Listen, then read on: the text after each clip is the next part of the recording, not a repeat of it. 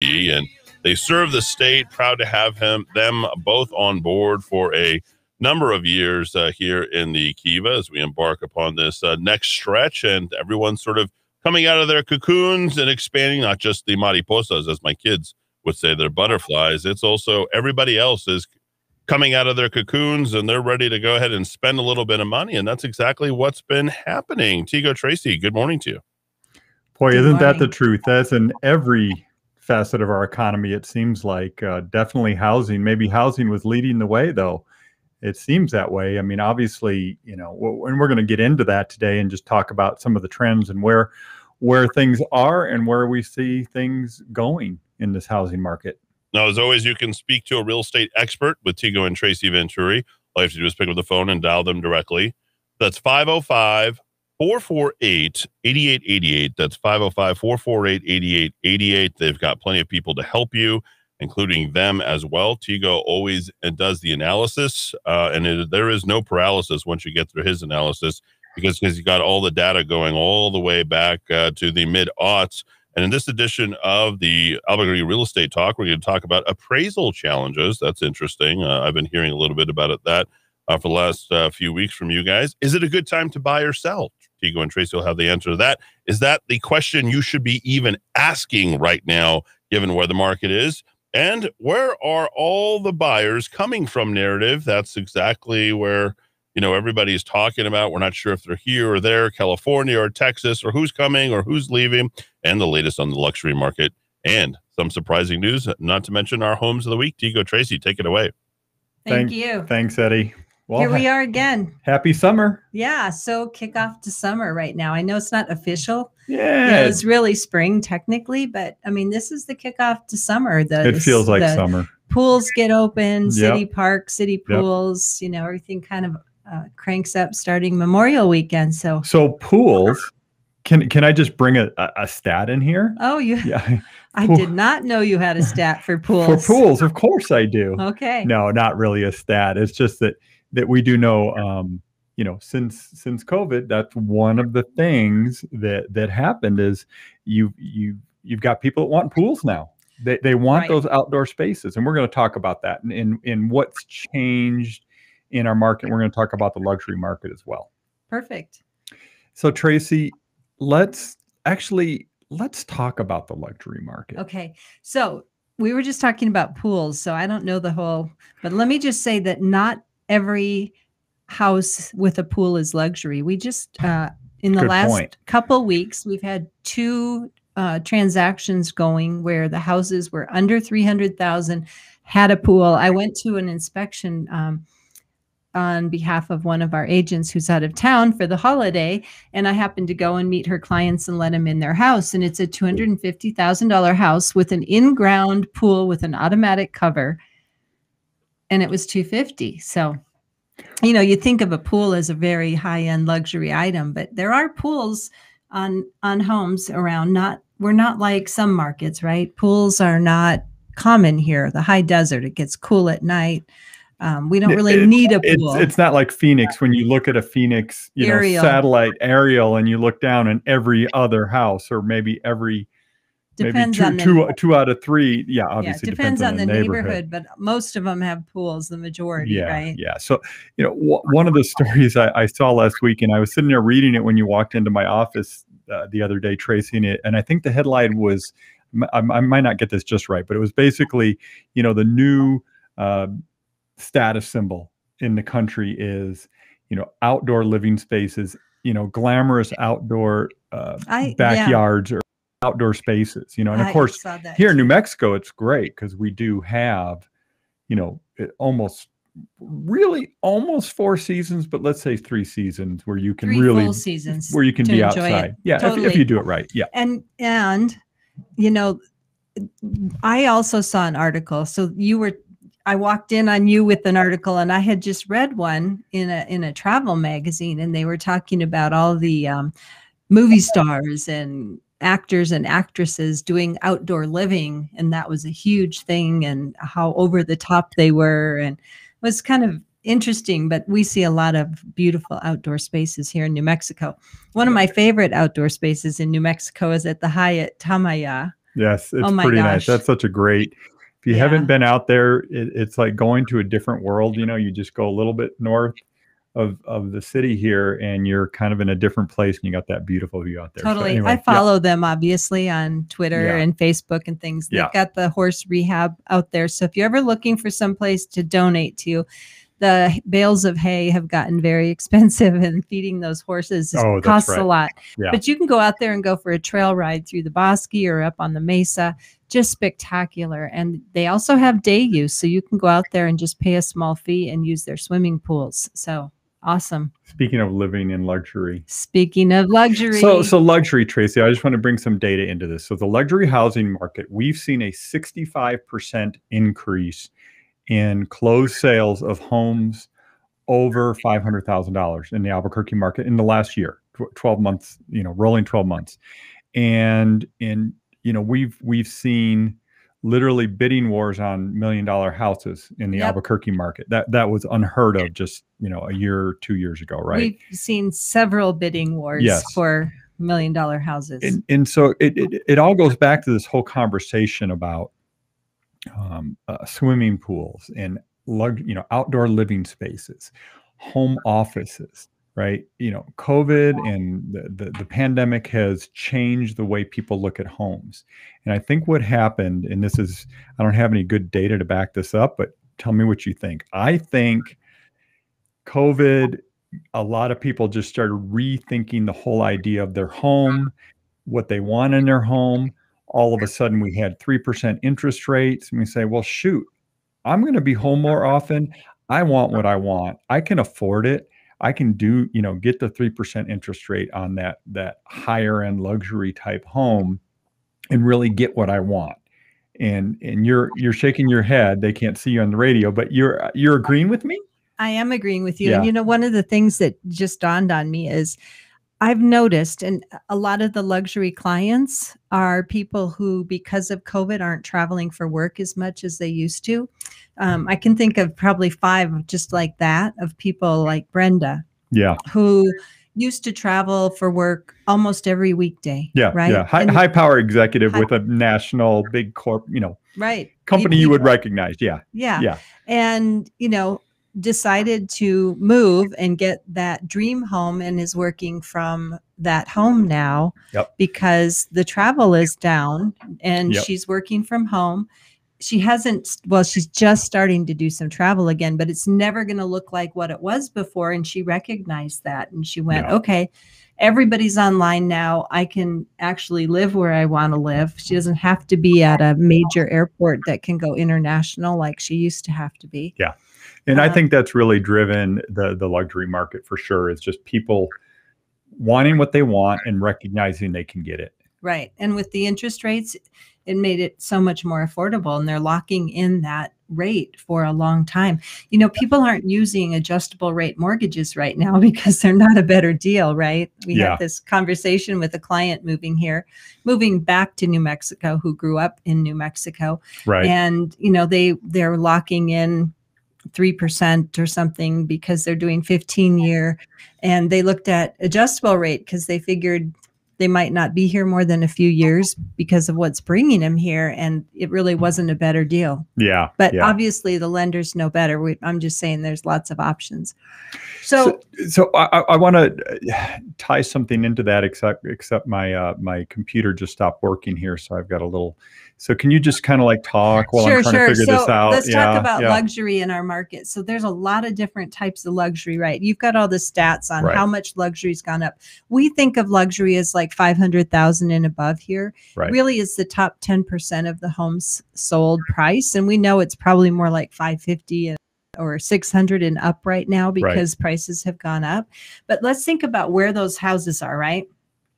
It's everywhere. Right. We have luxury in Rio Rancho. We have luxury in Los Lunas, in Berlin, all along the river. We've got Santa Fe. But when we say luxury means different things. When we talk about luxury in, let's say, Los Lunas, for example, it could be a 10-acre parcel. That's exactly where I was going. Yeah. Okay. Got it. Thank you. Yeah. So I was going to say, I jumped ahead. Different. I stole your thunder. That's Yeah. Right. Yeah. No, I think it's true. I mean, and then you've got the $2 million house or $3 million house on on the open space, or, you know, on Elena in North Albuquerque Acres, or yeah, so it's a variety. Or you've got the old hacienda down in North Valley, or maybe Corrales, right? So it's a whole variety when you talk about that. It is, and it could be, you know, 160 acres out in Edgewood with a really fine property and a horse barn, and, you know, so and water rights can play into value here too. So the price point for luxury could also include whether they have ancient water rights, right? Pre-1907, those water rights can be bought and sold, but there's so many different home styles, so many different sizes of properties, and so many different amenities that make it luxury in addition to price. Yeah. So one thing I wanted to get to, Tracy, is this whole narrative. You know, I've been interviewed now a couple times by the Journal about the Albuquerque Journal, and I appreciate that. I mean, I hope I'm adding some value to the stories we're doing on real estate here. And one of the questions that always comes up, and I heard it again on a podcast. I know I drove to Grants and back the other day, and both directions I listened to podcasts from housing economists and people like that. That's what I do for fun. I know. Anyway, I love that I wasn't in the car. That's why I was able to do it. But you know, this whole idea that, oh, that's the Californians came, you know, where are the buyers coming from? We keep hearing that. Where are all these people coming from? Where are Everybody these people? says, oh, the Californians are all coming here and buying our houses with cash, especially luxury. And we hear that from our friends that are agents in Austin. We hear that from, I mean, it's everywhere. It's everywhere in the country. You know, the one person I was listening to there in Sacramento, and they're saying, well, it's all those Bay Area people coming to Sacramento. Well, it's partly that. But the dirty little secret, it's not even really a dirty little secret. It's just the reality is most of the demand that we have in our markets is coming from within. Right. It's not, you know, people coming from elsewhere. It's just households getting formed, people not wanting to live stacked on top of each other in apartment buildings anymore. The lack of rentals, and we're going to talk about that in a second. And so you know, it's this whole narrative that it's those other people coming in and stealing our affordable homes. It's like, well, no, I think you need to let that go, because okay, there's always going to be people coming in and out of markets, but you can't say, because it breaks down when you realize that this is happening in every market around the country except New York and except San Francisco. They're all saying something else because people aren't flocking there, right? Yeah, exactly. Everybody else says, oh, the New Yorkers are buying all our property, or everybody from California is coming and buying our property. Right, right. Yeah, we'll have to do a poll of our most recent buyers, Tego, at a certain, and just kind of see where they're from. I mean, we know generally. We have a pretty good idea. I would say probably 90%, 85, 90% at least are local. Yeah. Or they were in New Mexico and are coming back to New Mexico for some reason. Yeah.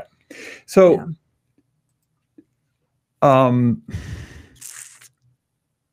more on luxury. Well, no. I want to change this conversation, because again, I've been thinking about this whole affordability question. Right.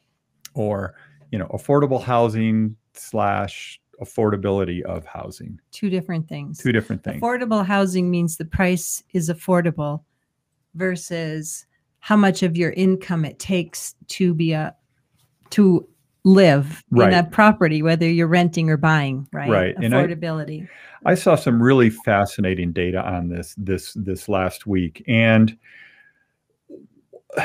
where is it here? And it was talking about homeowners versus renters, right? And the fact that the stat was that homeowners pay 10% less of their income to their housing costs than renters do. And then this was actually, I forget his name. He was with HomeWise. They're in Santa Fe, right? And they're all about affordable housing and building affordable housing. Right. It's a great podcast. And he made the point. It's like, okay, well, you're going to say, well, that's because homeowners just have more money, right? Or whatever it is, right? Well, he said, no, when you adjust, even if you adjust it down and you look at, the lower tier of renters versus, or the, whatever, the lower tier of homeowners, lower tier of renters, whatever, you kind of comparing apples to apples, it still comes out the same, is that homeowners on an average pay 10% less on their housing costs than renters do. So let's talk about that. Let me think about this. So if somebody bought a house 5 or 10 years ago, right, they locked in their housing costs then, right? Yes. So they're being averaged in to a renter who's had their housing costs go up every year, probably, right? Exactly. So somebody who bought a house 5 years ago, they've locked that in, and the renter is now paying 5 years worth of increases on their rent. He made a really good point, and I want to try to illustrate this because it's talking about a graph. But if you look at a graph at the cost of rent versus the cost of house, purchasing, right? And you look at it over time, they both, especially, since 2000, let's say 11, they've both been just climbing, right? And of course, in the last year or so, they've climbed. It's really jumped up. But they've both gone up. Right. And you say, okay, well, there you go. So both housing and renting go up. And he said, but it was missing one important dynamic, which was, I thought, was like, of course, that person that rented 5 years ago has had their cost of housing go up every year since. The person that bought 5 years ago or 10 years ago, they locked in their housing cost. It hasn't changed. Right. Of course, they are going to be less than a renter on average, right? Right.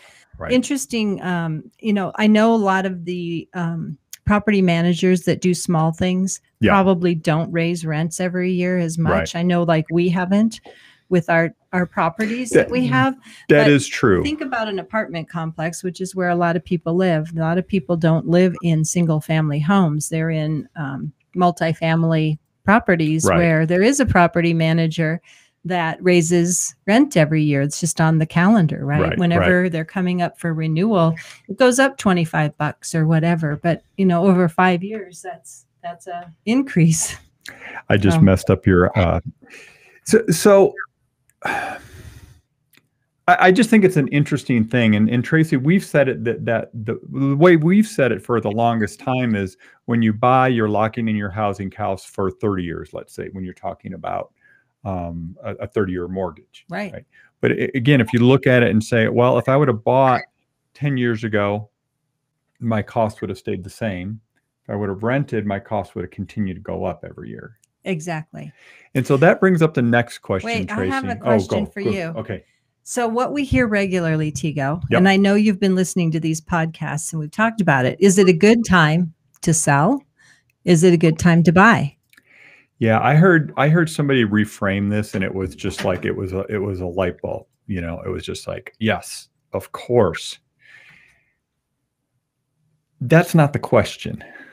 Is it a good time to buy? Is it a good time to sell? Now, if you're a real estate investor, maybe that's a fair question to ask. I would even debate with that maybe it isn't. But if the question you're asking is, where am I going to live? Right. Instead of, is it a good time to buy or sell, where am I going to live might be the better question. So if you're a homeowner and you're saying, okay, should I sell? Well, where are you going to live when you sell? Right. and so what's a better option for, and I know people go through this, right? Everybody goes through this exercise when they're thinking about it. I think this whole idea of trying to time the market, oh my gosh, are we in a bubble? Are we going to, are we the top of the market? Should I sell now? Well, the prices are high, or, are they going to go down next year? Blah, blah, blah, blah, blah. It's like, no, where am I going to live next is, I think, the question, right? Interesting. So I had a gentleman call yesterday and wanted to speak to one of the Venturis, which was cute. And he had our number from when we were on TV with Barbara Corcoran. Oh, yeah. Doing ads with Barbara Corcoran. And he had written down our numbers, our office number and our cell phone numbers from that commercial. And I don't know, he kept track of it. So he called yesterday and we talked because he's thinking it might be time to sell, but he's thinking maybe now, maybe 4 months from now, maybe 2 years from now. And he wanted to ask that question. Yeah. Should I sell now? What's the market going to do? And so, of course, I was asking him, where are you going to live? And what are you going to do if you sell now? And what's the motivation? And, you know, he feels like it's a good time to sell, and he does have a place to live. And he said there's an active adult apartment complex nearby that he's kind of curious about because he lives alone and he's 60 years old now. And he thought if he moved into the apartment complex where there's 55 plus active adults, that he might have more social going on. So that was interesting thought. And, so the question I asked him, of course, was, where are you going to live if we sell it now? And he had that all figured out, and it sure made good sense, didn't it? Yeah, no, it does. And I think the other question is for the buyer that's going, oh my gosh, home prices have gone up 15% in the last year. What am I buying at the top of the market? You know, blah, blah, blah, blah, blah. Well, again, the question is, where are you going to live? What do you want? You know, what is your housing cost to buy versus rent? You know, look at that, right? And I hinted on this earlier. I mean, if you guys don't know, rental prices have gone through the roof. I mean, they've really increased. It's really gone up. It's really difficult to especially single family homes, if that's what you're looking for. There's slim pickings out there. Even apartment complexes. And let me side note, scam alert on renting. If you please, if you know anybody, or you're thinking about renting, or you know any kids or whatever that are looking to rent, there are scams everywhere right now in the rental world. It is out of control. Use every bit of research you can, spidey sense, as they say, that you can when you're looking at rental properties. There's scammers that are taking homes that are for sale and posting them for rent, and then collecting, and then sending this. I saw one that one of our colleague agents posted, and it was like the sob story about, oh, well, don't tell my agent. Yeah, they don't know that I'm renting it, blah, blah, blah, blah, blah. And this was a home that was for sale, right? And they're trying to get money out of these people. And they're trying to get first and last month's rent, and they're taking it and giving even keys that don't work for the house, right? Or they're taking it and not even, they're gone. Yeah, they're gone. It's terrible what's happening. I've even heard situations where they're actually meeting in person. This isn't just an online thing. Yeah. It's not just an online thing. And we have rental properties, and the last one I rented, it ended up on Craigslist for rent. Some scammer just copied our photos and our copied it over and put it for rent. And so it's a chronic problem. And so, go to reputable property management companies, go to reputable sources. And I will say Zillow would be one of them, because Zillow charges for rental properties to be on there. So a scammer's not going to pay the $35 or $50, whatever it is, to post a rental property on Zillow. I would say don't go to Craigslist.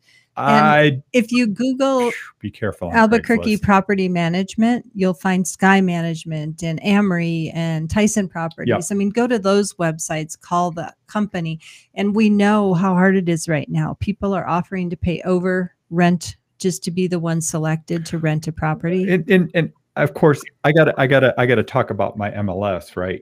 We do have an MLS here, obviously, that's the multiple listing service. It's really focused on residential sales, on residential resale properties, a little bit of new construction, but there are rental properties there as well. And again, that's going to be a reliable, safe source, because again, you have to be a realtor, you have to be a member of the MLS, you have to be a member of the local association to post rental properties on there. So a lot of property managers do put them on there. Right. The challenge is that not everything is on there. Right. Not everybody puts them there. Anyway, let's move on. Other topics, Tego? We were going to talk about appraisals. We were going to talk about appraisal. I think we're out of time on that. There are some appraisal challenges. I did see one piece of data this week, and they were saying that about a year ago, maybe, before the pandemic, appraisal shortfall, where houses appraising low. Yeah, where the appraisal, they call it appraisal gap. Basically, buyer says, I'm going to pay $250,000 for this house, gets under contract, appraiser goes out and said, I can't justify that to the bank. It's only worth $240,000, right? So now you have an appraisal gap. About a year ago, it was about 8% of all contracts, all appraisals were happening. Now it's up to about 17%, which is actually, if you were to ask the realtor community, you'd think it was higher than that based on, some of the stories. Because it's just so traumatic when an appraisal comes in low and the buyer and seller are already a couple of weeks into the purchase and the sale, and people are packing, and the appraisal comes in, and then we have to deal with what are the 4 options, right, Tego? There's 4 options on our purchase agreement. Yep. If the appraisal comes in lower than the offer price, the contract price. So the seller can sell at the lower price. The buyer can bring extra money to closing to buy it at the price they agreed to. The buyer and seller can meet in the middle. Yep. Or the deal can fall through. Yep. Yep. Right. And what we're seeing a lot today is we're seeing, I want to say a lot, but it is happening where the buyer says, okay, I'll purchase that house, and if the appraisal comes in low, I'll bring a certain dollar amount difference to make up for that difference. Right. And there's kind of pre-negotiating how much extra they'll bring above appraised value. And there's some strategies out there for people that may not have, let's say they have 10% down payment, okay, and suddenly they have to bring an extra $5,000 to make this up. They don't have the extra $5,000. There's some strategies out there in the lending world that we learned about a few weeks ago where you can buy mortgage insurance that'll help make up that difference. So basically you don't have to come up with that extra money, and you put less down payment into the home, if that makes sense. It's kind of complicated, but it's interesting how the mortgage world, the finance world has adjusted to help with some of these challenges. Right. For sure. So go ahead. No, you go. You had a question. I was going to go back to luxury. Okay. Some of the other things. Yeah. You were listening to a couple different podcasts. Other things that might be important to know about luxury. I know one of them is loans. Yeah. So we have loan limits in New Mexico that are different than other parts of the country for what we call a jumbo loan. Yep. And a jumbo loan is, over a certain lending over a certain dollar 525 right now. Sorry, it's changed a lot lately, so I don't remember for sure, but I think it's around 5.25. Yeah, I don't know, but I just had somebody that was looking at it, and jumbo loans are different. Your credit score needs to be better to get a loan for a property over, a loan over a certain dollar. Yeah, amount. Loan over. Yeah, not the value of the property. Right. It's the loan value. The loan amount. Yes. Right. Yes. It's in the low 5s here in New Mexico, and it varies. At Santa Fe, it'll be different because the home prices are higher. Right. It's not statewide. It's community wide. Correct. That is correct. So loans are different, but for a loan that's over a certain dollar amount, your credit score needs to be better. And the interest rate might be a little bit higher than what we're seeing on a lower dollar loan, right? To get that money and take it out of circulation from a bank or whatever. Yeah, exactly. So, yeah. What kind of timing are we seeing, Tego, on properties going under contract? And I pulled something out and I posted it on Facebook. So if you don't follow me on Facebook, and you're curious what's going on in the housing market, that's pretty much all I post is stuff about the housing market in Albuquerque. But Eddie, this because we've talked about this, and this is one of those stats that I kind of came up with years ago, and I keep looking at is, what percentage of homes are going under contract in a certain amount of time. And in the last 30 days, if you look at all the homes that are pending that went pending in the last 30 days, 74% of them went under contract within 7 days. Wow, that's good. And the other 26% needs your help, Tego and Tracy. You got to price that property right, because there isn't one property out there that shouldn't be flying off the shelves, so to speak. So I have actually been tracking a few homes myself because I'm looking when someone prices something wrong. Folks, this is why you need real estate experts. If you don't have the right price on it, I hate to tell you, your property is going to sit out there and then you're going to think that there's something wrong, and your realtor is going to turn around and tell you that, oh no, nothing's wrong. We need to lower the price. You're asking too much. And no, it should go out at the right price. And you have to have somebody, because we're a non-disclosure state, who actually has done enough deals to tell you what the comps truly are and knows what's selling and why, and has the real estate expertise to show you why. So call my good friends, Tego and Tracy Venturi. If you're a believer in me, you're going to be a believer in them. Trust me.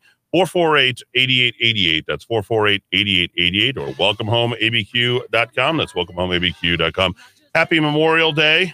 Remember why we celebrate Memorial Day and why we have Memorial Day. Tego, Tracy, thank you so much for being here. As always, thanks for being great sponsors of this radio station. And we'll see you same time, same place, right here in the Kiva, AM 600 KIVA, ABQ.FM. Don't forget to dial Tego and Tracy directly, 505-448-8888. Now I find I'll change my mind. I'll open up the doors.